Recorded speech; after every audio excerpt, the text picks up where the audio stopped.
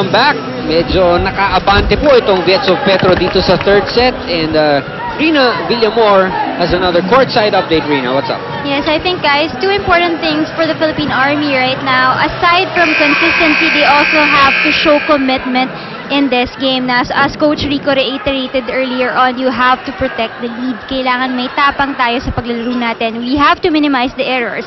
Sabi nga niya kanina, atin itong larong ito.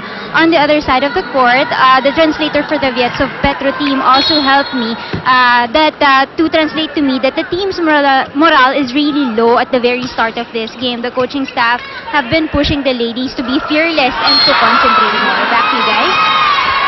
All right, thank you, Rina. And Bunag just missed the line.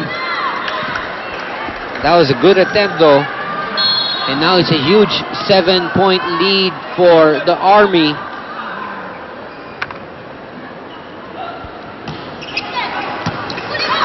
Carolino will set up Bunag again. And Bunag, you know, just the right time for her to pile on those points. Mahirap pag malamangan ka ng malaki ng Viets of Petro. And sabi nga ni Rina sa report niya, mababa yung moral nung unang mga first two sets, no? So, ito gusto siyempre ng Army na makip it that way. But now, if they give Viets of Petro this opening, they're gonna get their confidence back, get their you know, the energy back on the floor. So you don't want that happening if you're the Philippine Army. But John Bunag scoring back-to-back points, trimming down the lead to only 5 at the moment. Ooh! How can you get that ball? Seemed impossible. Grabe lakas. Look at Nastia. Her head hanggang shoulder, lagpas na nung net. That much force.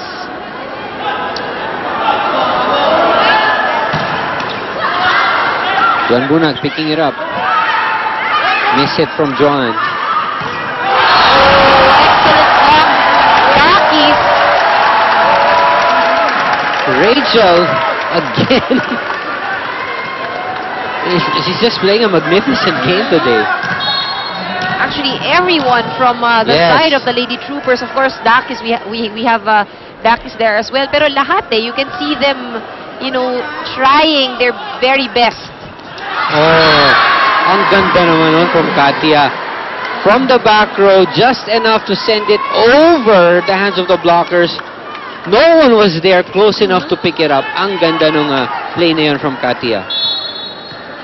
That's hard, From the back row, top spin.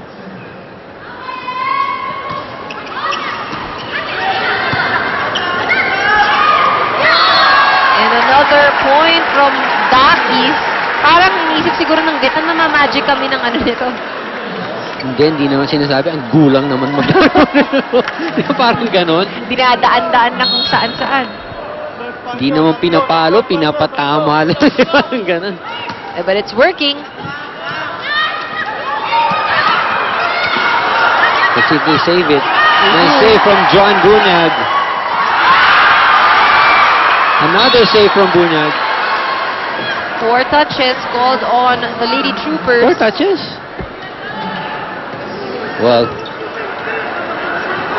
probably there was 2 touches on the scramble when the ball was about to touch the floor.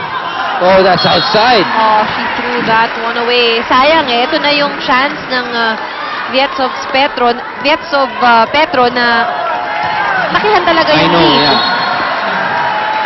Rachel cheered on by the crowd. We've seen great things from this young lady. Excellent serve. That is serve. Ang lakas and kami yung karga.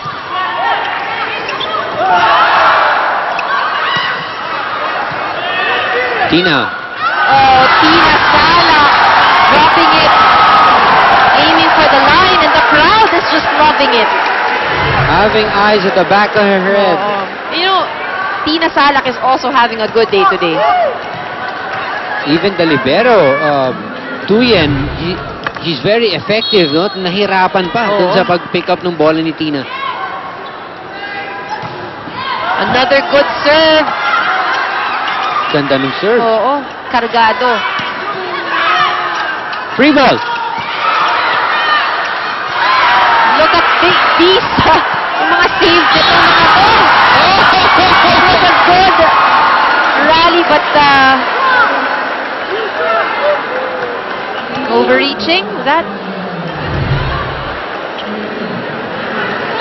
Ayun, Joan Bunag is a back row Yeah, player. but she was actually there at the attack line. And that's the right call Yep. by first referee Adrian. I gotta give first referee Adrian Tabanyag props, you know. That was a tough call to make. Yep, After that's that right. long rally. Balse from the back, shot gets blocked.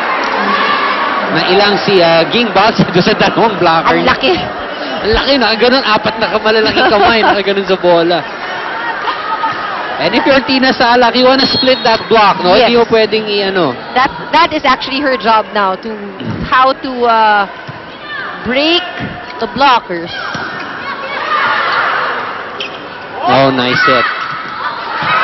Nice set. And Nastia, also with the experience that she has, found that opening. It's back to a 7-point lead. And the crowd egging on the Philippine Army. Good reception from Torres.